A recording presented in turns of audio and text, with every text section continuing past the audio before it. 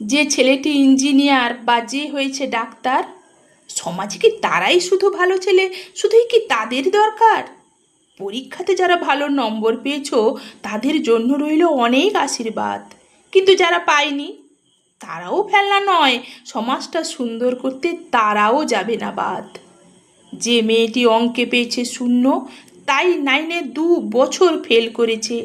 গানের গলা ভীষণ মিষ্টি, তার কি তোমার চেয়ে কম প্রতিভা রয়েছে?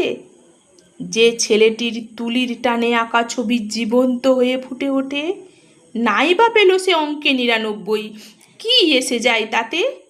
নিতাই কাকার ফার্নিচারে যে ছেলেটি কাঠের ওপর ছানি হাতুড়ি দিয়ে কি অপরূপ নকশা তোলে, মাধ্যমিক পাস হয়তো করেনি, তাকে কি কম প্রতিভা বলে?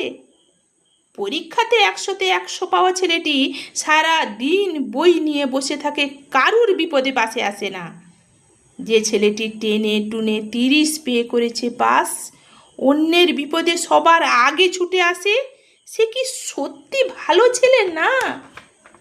যে ছেলেটি নিজে না খেয়ে খাওয়ায় পাশের বাড়ির অসহায় বুড়োটাকে, নাই বা উচ্চশিক্ষিত হোক, তবুও স্যালুট জানাই তাকে। রাস্তার ধারে যে ছেলেটি বসে আপন মনে জুতো সেলাই করে, কত পড়াশোনা করেছে জানি না, কিন্তু সে কি সমাজের কম উপকার করে? সবাই করুক ভালো পড়াশোনা, ভালো রেজাল্ট করুক সবাই, যদি কেউ ইংরেজিতে 90 না পায় তাতে কোনো ক্ষতি নাই। ভালো পড়াশোনা করে রেজাল্ট ভালো করো, চাকরি করো বড়, বড় হয়ে বাবা মাকে বৃদ্ধাশ্রমে করো না জড়ো।